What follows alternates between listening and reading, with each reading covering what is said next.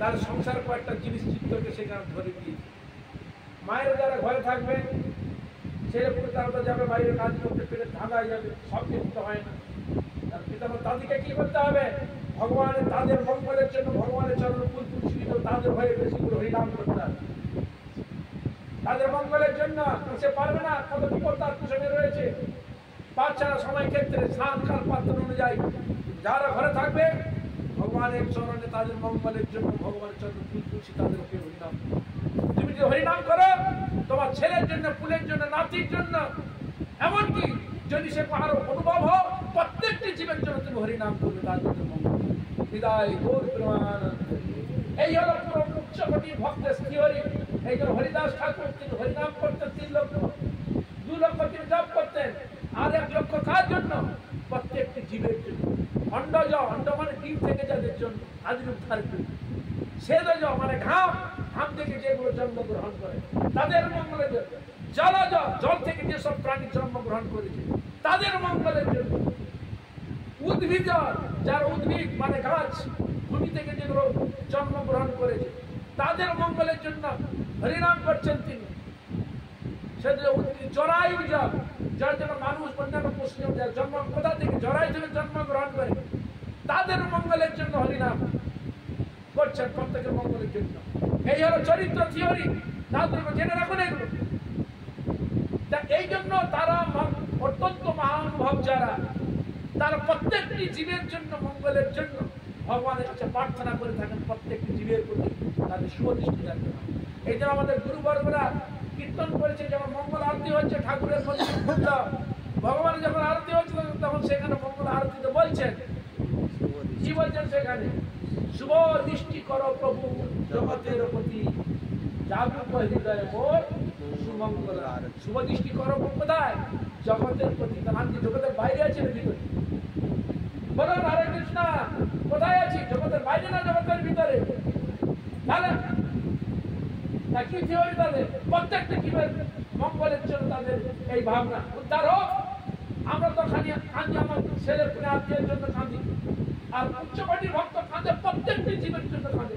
ভক্ত যখন হে ঠাকুর উদ্ধার করে, কত জন্ম চলে গেছে, 84 লক্ষ জন্ম চলে গেছে, যে আবার যে তোমার ভজন করছে না, আবার সেই কষ্ট 84 লক্ষের মধ্যে চলে যাবে। হে রাধা গোবিন্দ কৃপা করো।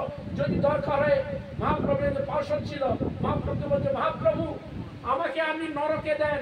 কেন তোমাকে আমি নরকে দেবো না? এই পৃথিবীতে যত প্রাণী জন্মগ্রহণ করেছে তার সেই কর্ম অনুযায়ী দুঃখ কষ্ট পাচ্ছে, ওই সমস্ত কর্মের ফল আমাকে দেন। আমি প্রত্যেকটি জীবের পাপকে নিয়ে আমি নরক ভোগ করব, আর আমাকে নরক ভোগ করিয়ে ওই প্রত্যেকটি জীবকে গোবিন্দের সবাই বিদায়। বুঝা গেল হরে কৃষ্ণ কি থিওরি? দেখুন ভজনের প্রত্যেকটি জীবের পাপ আমাকে দিয়ে দেন, আমি নরকে যত পাপ করে পাপের ভোগ নরকে যেতে হয়, তার প্রত্যেকটি জীবের পাপ প্রভু আমাকে দেন, আর আমাকে ওই যে পাপ দিয়ে ওদিকে আমি মুক্ত করে তোমার চরণে পুরো সিদ্ধান্ত দিয়েছেন এখানে। আর আমরা শুধু মুষ্টিমত কিছু জিনিস ভাবি, আর তারা প্রত্যেকটি জীবের। এই জন্য কি আর হয়? সাধু সঙ্গে কেন এত পয়সা ইনকাম করে, অত অর্থ ইনকাম করে, কেন তাকে এত জামাই আদর করে খাওয়ানো? কেন সিদ্ধান্ত সেখানে? কেন এত এগুলো করে? সে তো তার আত্মীয় পর্যন্ত খাবে, সে তো তার গোষ্ঠী কিছু করতে পারতো, কিছু মানুষটা প্রতিষ্ঠা পেতে পারতো। তার সাধু সন্তকে নিয়ে সেটা কেন এত সব কাজ করা? উদ্দেশ্যটা কি? আর সেইখানে এইটাই সম্বন্ধে সাধুগুরু বৈষ্ণবের সেবা করলে এতে আমার মঙ্গল হবে, আর কল্যাণ হবে। একে কেন্দ্র করে যারা আসবে তারও প্রসাদ হবে, তাদের মঙ্গল হবে, আমাদের মঙ্গল, আমার সংসার সকলের মঙ্গল হবে। এই কি হরিতে শাস্ত্র তার বিধান দেওয়া। বিদায় গৌর প্রেমানন্দ। এই জন্য এই জিনিসগুলো আমাদের পুরো রহস্য দিয়েছেন। সে গড় পুরো রহস্যের মূল কর্তাকে নিত্যানন্দ।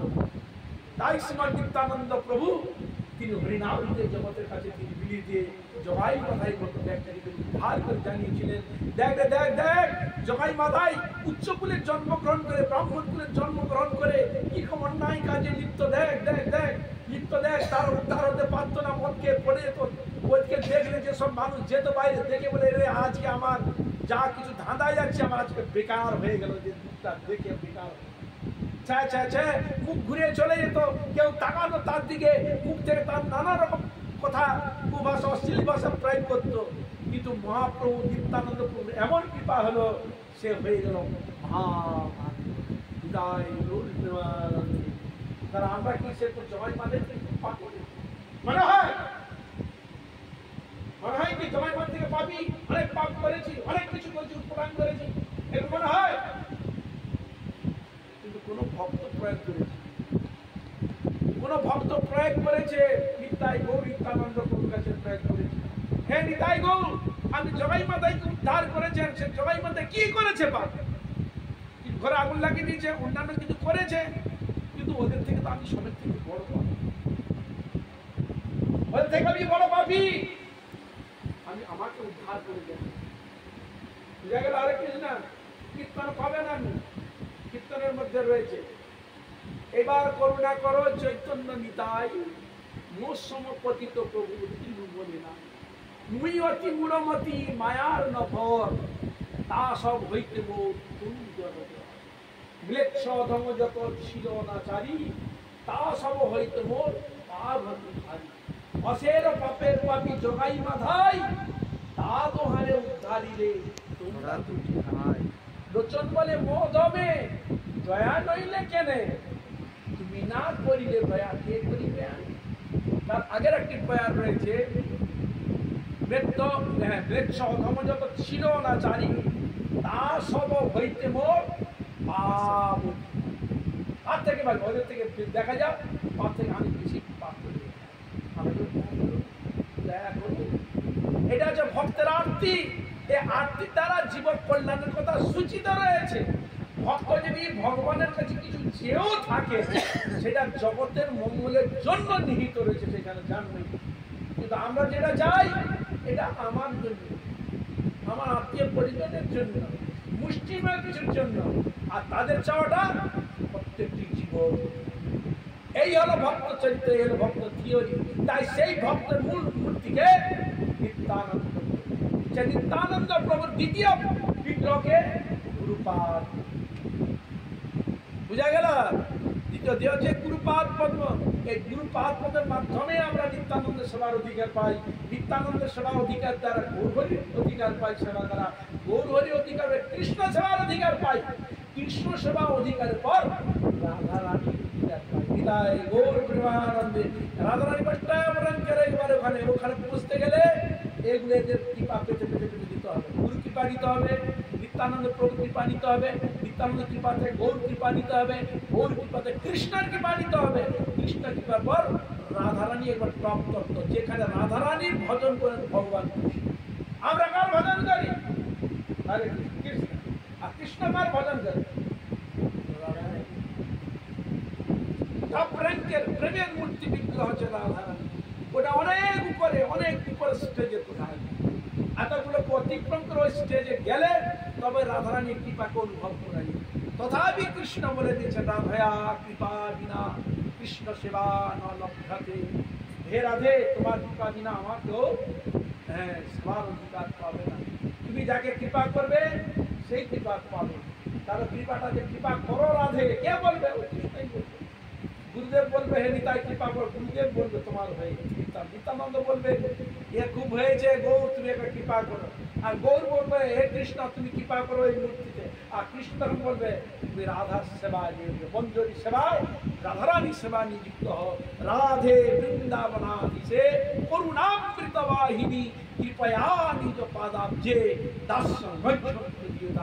হে রাধে, তুমি তোমার দাসিত্বে আমাকে নিযুক্ত করো, যেন জন্ম জন্মান্তরে তোমার দাসিত্বে যেন তোমার সেবা করে আমার জীবনকে ধন্য করতে পারি। তাই সকল বৈষ্ণব, সকল বৈষ্ণবী, সকল ভক্তবৃন্দের যারা শুনছেন সকলের চরণ প্রণাম করবো। আজ আমি লিখে রাখি, আপনার কৃপা করুন, আশীর্বাদ করুন, যে এইভাবে হরিগুরু বৈষ্ণবের মহিমা গুণগান কীর্তন করে আমার নরাধম পাপিষ্ঠ জন্ম থেকে আমি ধন্য করতে পারি। বাঞ্ছা